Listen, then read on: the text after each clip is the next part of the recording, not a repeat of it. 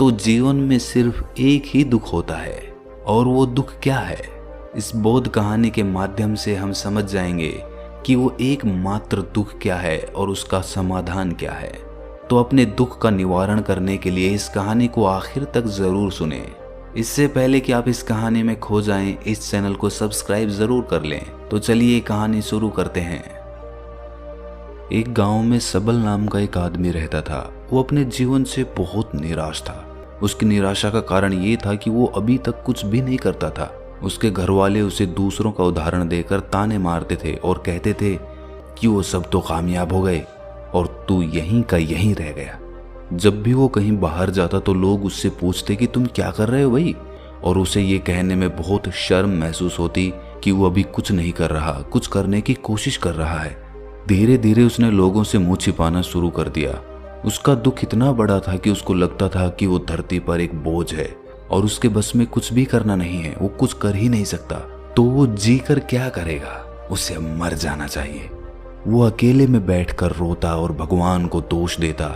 एक दिन उसने नगर में एक गुरु को देखा जो दुख के ऊपर अपना प्रवचन दे रहे थे। गुरु कह रहे थे कि दुख एक गुरु की तरह होता है जो आपको जीवन के बारे में समझाता है और आपको सही से जीने का तरीका बताता है।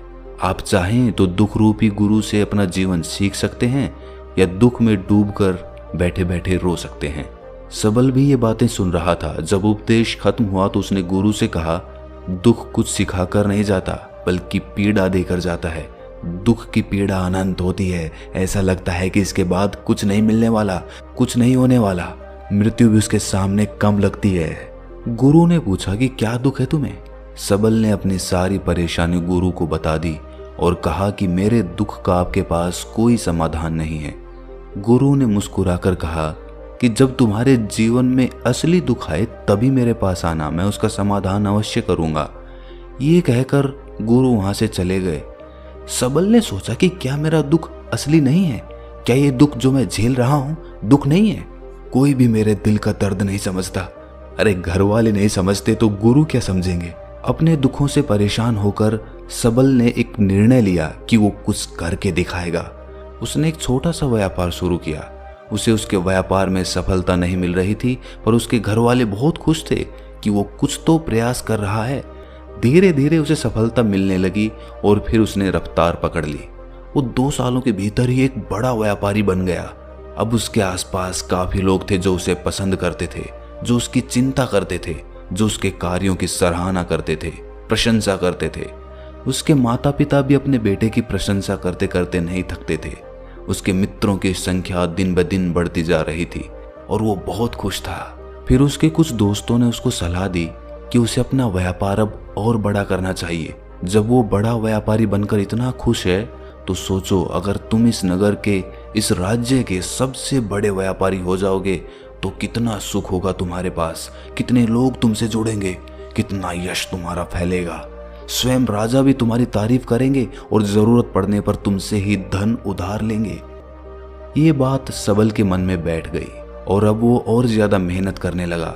लेकिन ये सब कुछ उसे बहुत जल्दी चाहिए था। ज्यादा समय इसमें वो बर्बाद नहीं करना चाहता था। इसीलिए उसने कुछ ऐसे काम किए जो उचित नहीं थे। उसने बहुत बड़ी मात्रा में धन उधार ले लिया और वो यहीं पर नहीं रुका। ज्यादा मुनाफा कमाने के चक्कर में उसने अपनी माल की गुणवत्ता खराब कर दी। उसके मित्र उसे जैसा कहते थे वो वैसा ही करता रहा। दूसरे व्यापारियों के खिलाफ षड्यंत्र भी रचने उसने शुरू कर दिए। अब उसके जीवन का सुकून कहीं चला गया था। उसे अब रातों में नींद नहीं आती थी। वो हमेशा कुछ उधेड़-बुन में लगा रहता था। सुख साधन की सारी वस्तुएं होने के बाद भी उसे किसी चीज में सुख नहीं मिल रहा था। एक दिन सबल अपने रथ में बैठकर एक मार्ग से जा रहा था। रास्ते में उसने उसी गुरु का आश्रम देखा। वो गुरु के पास पहुंचा और कहा, गुरुदेव, आपने कहा था कि असली दुख हो तो ही मेरे पास आना। मेरे जीवन में बहुत दुख है, मैं रात को सो भी नहीं पाता हूँ। सबल गुरु को अपनी सारी बात बताता है। गुरु ने कहा कि जब तुम पहली बार मिले थे तब भी तुम किसी दुख में थे। उस दुख से तुमने क्या सीखा? सबल ने कहा, मैंने सीखा कि केवल सोचने मात्र से कुछ नहीं होता। अपनी सोच को साकार करने के लिए कर्म करना पड़ता है और केवल कर्म करने से कुछ नहीं होता। कर्म को अंतिम पड़ाव तक ले जाना आवश्यक होता है। चाहे रास्ते में कितनी भी बाधाएं आए, कितनी भी निराशा आए, चाहे ऐसा क्यों ना लगे कि अब कुछ नहीं होगा, तब भी ये मानकर कि जो कार्य मैं कर रहा हूं मैं इसमें सफल होकर ही रहूंगा, कर्म करना चाहिए। लोग केवल सफल आदमी को ही महत्व देते हैं, बाकी चाहे कोई कितना भी अच्छा क्यों ना हो, इस दुनिया के लिए वो बोझ ही कहलाता है। गुरु मुस्कुराए और कहा, जब तुम्हारे जीवन में असली दुख आए तब मेरे पास आना, मैं उसका समाधान अवश्य करूंगा। सबल फिर से आश्चर्यचकित हो गया कि ये दुख क्या असली दुख नहीं है? असली दुख और होता क्या है? लेकिन उसने कुछ नहीं बोला। सबल ने गुरु को एक घड़ा भेंट किया जो सोने के सिक्कों से भरा था। घड़े को देखकर गुरु ने कहा कि इस घड़े को वहां उस पेड़ के नीचे गड्ढा खोद कर दबा दो, ये मेरे किसी काम का नहीं है। सबल ने ऐसा ही किया और वो वहां से चला गया। धीरे धीरे सबल को व्यापार में घाटा होने लगा। उसकी धन संपदा धीरे धीरे घटने लगी और एक ऐसा समय आया जब उसके ऊपर बहुत कर्जा हो गया था। लेकिन वो निश्चिंत था क्योंकि कर्जा उसके मित्रों द्वारा ही उसे दिया गया था। वो सोचता था कि उसके मित्र उसके बुरे समय में उसका साथ देंगे, पर ऐसा कुछ नहीं हुआ।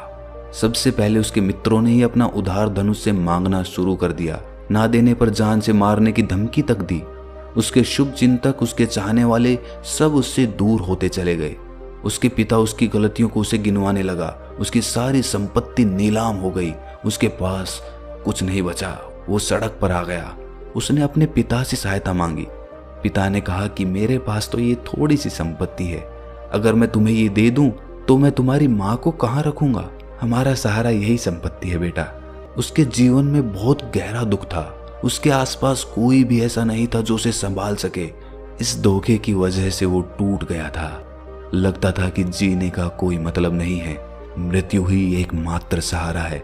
वो मरने के लिए एक नदी की तरफ जा ही रहा था, तभी रास्ते में उसे याद आया कि गुरु ने कहा था कि जब उसके जीवन में असली दुख आए तो वो उनके पास आए और वो उसके दुख का समाधान कर देंगे। सबल गुरु के पास गया और उसने गुरु को सारी बात बताई और कहा कि मेरे दुख का समाधान कीजिए गुरुदेव। गुरु ने कहा कि जब तुम्हारे जीवन में असली दुख आए तभी मेरे पास आना, मैं उसका समाधान अवश्य कर दूंगा। सबल ने कहा कि असली दुख क्या होता है ये असली दुख गुरुदेव? क्या अब मेरे जीवन में जो घट रहा है वो दुख नहीं है? गुरु ने कहा कि पहले ये बताओ कि तुमने अपने इस दुख से क्या सीखा है। सबल ने कहा कि जो लोग तुम्हारी तरक्की के पीछे पीछे तुम्हारे साथ आए हैं वो तुम्हें धोखा देंगे, क्योंकि तुम्हारे बुरे समय में वो तुम्हारा साथ नहीं देंगे बल्कि तुम्हारा फायदा उठाएंगे। भरोसा केवल उन्हीं लोगों पर करना चाहिए जो तुम्हारे बुरे समय में, असफलता के समय में तुम्हारे साथ खड़े रहे हों। और ऐसे लोग बहुत कम ही देखने को मिलते हैं गुरुदेव। जिन्हें मिलते हैं उन्हें हमेशा उनकी कद्र करनी चाहिए। कभी किसी के खिलाफ षड्यंत्र नहीं करना चाहिए। ईमानदारी और धैर्य के साथ काम करना चाहिए। लालच नहीं करना चाहिए। गुरु ने पेड़ के नीचे गड्ढा खोदकर घड़ा निकाला जिसमें सोने के सिक्के भरे थे और वो घड़ा सबल को दे दिया और कहा कि जब असली दुख आए तभी मेरे पास आना। सबल को उस घड़े से थोड़ी उम्मीद मिली। उसने गुरु को प्रणाम किया, धन्यवाद किया और वो घड़ा लेकर चला गया। उस धन से उसने दोबारा व्यापार शुरू किया और अब वो छोटा सा व्यापारी बनकर भी खुश था और ईमानदारी से काम करते करते वो फिर से एक बड़ा व्यापारी बन गया। हालांकि इसमें उसे अब कुछ समय लगा, लेकिन अब वो खुश था। उसका जीवन खुशियों से भरा था। लेकिन आप कितने ही अच्छे हैं, कितना ही अच्छा काम करते हैं, दान करते हैं, पुण्य करते हैं, लोगों की मदद करते हैं, जीवन में दुख सबके आता है। तो सबल के जीवन में भी फिर से दुख आया। उसके माता पिता की मृत्यु हो गई।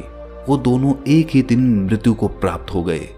सबल अपने माता पिता से बहुत प्रेम करता था, इसीलिए उसे बहुत गहरा आघात लगा। वो उन्हें शमशान ले गया, वहां पर उनकी अंतिम क्रिया की। सबल ने जब उन्हें चिता में जलते हुए देखा तो उसका मन बेचैन हो उठा। उसके मन में हजारों सवाल खड़े हो गए। वो घर वापस आया तो उसने अपने माता पिता की संपत्ति को देखा जिसके लिए वो हमेशा लड़ते रहते थे।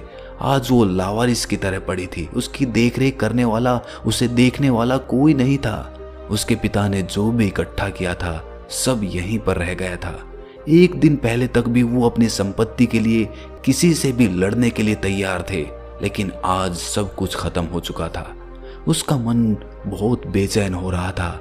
लग रहा था जैसे कुछ खाली है, कुछ अकेलापन सा है, कुछ डर है, कुछ है जो समझ नहीं आ रहा। इसीलिए वो गुरु के पास पहुंचा। गुरु ने सबल को देखते ही कहा कि क्या कोई दुख है? सबल ने कहा कि जीवन में वैसे तो कोई दुख नहीं है गुरुदेव, सब ठीक ही है, सब सुखी हैं, पर आज मेरे माता पिता की मृत्यु हो गई और मेरा मन बहुत दुखी है। गुरु ने कहा कि इसमें दुखी होने वाली क्या बात है? एक दिन तो सबके प्रियजनों को मर जाना ही है। जीवित तो यहाँ कोई नहीं रहा और ना ही कोई रहेगा। तुम भी एक दिन मर जाओगे, हो सकता है कल, या कहो आज, या कहो तो अभी भी तुम मर सकते हो। सबल ने कहा कि गुरुदेव आप ये क्या कह रहे हैं, मैं भी मर जाऊंगा? अरे मैं तो अभी जवान हूं। गुरु ने कहा कि प्यारे, इस भ्रम में मत जीना कि मृत्यु बूढ़ों को ही आती है। बूढ़ों के सामने जवान भी मर जाते हैं, बच्चे मर जाते हैं। मृत्यु का किसी की उम्र से कोई लेना देना नहीं है। गुरु के मुख से ये बातें सुनकर सबल वहां से चुपचाप चला गया, पर उसका मन जैसे बेचैन हो गया था। वो कुछ खालीपन सा महसूस कर रहा था। दिन रात वो अपने बारे में ही सोचता रहता कि वो क्या कर रहा है, वो क्या है, क्यों है, कैसे है, हम क्या हैं, हम क्या करने आए हैं यहाँ पर? क्या बस चीजों का उपभोग करना और मर जाना ही जीवन का असली मतलब होता है? उसे कोई जवाब नहीं मिल रहा था और उसका दुख बढ़ता ही जा रहा था। कुछ दिन बाद वो वापस उसी गुरु के पास पहुंचा और गुरु को सारी बात बता दी। गुरु मुस्कुराए और गुरु ने कहा कि आज पहली बार तुम्हारे जीवन में असली दुख उत्पन्न हुआ है। वास्तव में यही है जो दुख कहलाने लायक है कि हमें पता ही नहीं है कि हम क्या कर रहे हैं, क्यों हैं, कैसे हैं, कौन हैं हम और हमें क्या करना है। सबल ने कहा गुरुदेव मेरे दुख का समाधान कीजिए। गुरु ने कहा कि हम सब अपने जीवन भर क्या इकट्ठा करते रहते हैं। सबल ने कहा कि गुरुदेव सभी लोग धन संपत्ति, मान सम्मान, प्रेम, परिवार, मित्र, शत्रु, पद प्रतिष्ठा इकट्ठा करते रहते हैं। गुरु ने कहा कि क्या इनमें से कुछ भी इकट्ठा करके हम अपने साथ ले जा सकते हैं? सबल ने कहा कि नहीं गुरुदेव, इनमें से तो कुछ भी साथ नहीं ले जाते। मेरे माता पिता के साथ भी कुछ नहीं गया, सब तो यहीं पर छूट गया। गुरु ने कहा ध्यान से समझना, इस दुनिया में हम जिसे इकट्ठा करते हैं उसे हम कभी इकट्ठा करते ही नहीं। सभी चीजों को देखते हैं लेकिन उसे देखते ही नहीं। जिसे हमें इकट्ठा करना है वो है हम खुद। हमें इस दुनिया में अपने आप को इकट्ठा करना है ताकि जब हमारी मृत्यु हो तब हम एक हो सकें और अपने आप को पहचान सकें। हम बटे हुए हैं प्रेम में, नफरत में, क्रोध में, क्रूरता में, धन में, संपत्ति में, पद में, प्रतिष्ठा में, सम्मान में, पहचान में, धर्म में, जाति में, दूसरों को लूटने में और अपने आप को लुटाने में, और ऐसी ही हजारों लाखों वासनाओं में हम बटे पड़े हैं। हमेशा ही एक समाधान नजर आता है, वो है मृत्यु, पर वो भी कोई समाधान नहीं है। इसीलिए इन सब का अगर परम समाधान चाहिए तो अपने आप को इकट्ठा करो, अपनी ऊर्जा को इस संसार से वापस खींचो, उसे एकत्रित करो, अपने ऊपर ध्यान दो, अपने पर ध्यान लगाओ। मृत्यु से पहले अपने आप को पहचान लो, ऐसे ही बिखरे हुए मत चले जाना। सबल ने कहा तो क्या गुरुदेव हमें ये संसार छोड़ देना चाहिए, अपनी इच्छाओं को मार देना चाहिए, धन संपत्ति इकट्ठी नहीं करनी चाहिए? क्या हमें यहाँ किसी से प्रेम भी नहीं करना चाहिए? गुरु ने कहा तुमसे इच्छाएं, कामनाएं और वासना ऐसे ही निकलती है जैसे पहाड़ से कोई पत्थर गिर रहा हो जिस पर पहाड़ का कोई नियंत्रण ही नहीं है सिवाय देखने के और परेशान होने के। जब तुम एकत्रित हो जाते हो तब जो भी तुम करते हो वो सब नियंत्रण में रहता है, तब इच्छाएं भी तुम्हारी इच्छा से निकलती है। सबल ने कहा गुरुदेव आपने मेरे सच्चे दुख का निवारण कर दिया है, आपका बहुत आभारी हूं। अब मैं अपने आप को एकत्रित करूंगा गुरुदेव। मानव शरीर में बहुत ऊर्जा है, बहुत शक्ति है, पर वो बेकार की चीजों में बट कर रह गई है, व्यर्थ की चीजों में लगी रहती है। दोस्तों अक्सर हम ऊपर वाले से सवाल करते हैं कि हमारे जीवन में इतने दुख क्यों हैं। हम सभी के मन में ये सवाल उठता है और इसका जवाब है कि वो परमात्मा हमें उस परम दुख तक ले जाना चाहता है, उस सबसे बड़े दुख तक ले जाना चाहता है जहां पर हमें पता चल सके कि इंसानी आत्मा का असली दुख क्या है। और वो दुख है अपने आप को ना पहचान पाना, अपनी शक्तियों को ना पहचान पाना, अपने आप को इकट्ठा ना कर पाना, अपने आप पे नियंत्रण ना कर पाना। हमारे जीवन में यही दुख होता है, लेकिन इस दुख को ना देखकर हम सभी प्रकार के दुख देखते हैं, लेकिन इस दुख पर हमारा कभी ध्यान ही नहीं जाता। और वास्तव में होना ये चाहिए कि जब हमारे जीवन में दुख आते हैं तो हमारी सोच वहां पर जानी चाहिए कि मैं क्यों हूँ, मैं क्या हूँ। और जब ये एकमात्र दुख आपके जीवन में आपको नजर आता है, तब आप ध्यान की तरफ बढ़ते हैं, तब आप अपने आप को खोजने की तरफ चलते हैं। तो दोस्तों, कैसी लगी आपको ये कहानी कमेंट सेक्शन में ज़रूर बताना, और अच्छी लगी तो इस चैनल को सब्सक्राइब करना ना भूलें। तो मिलते हैं अगली कहानी में, तब तक के लिए अपना ख्याल रखें।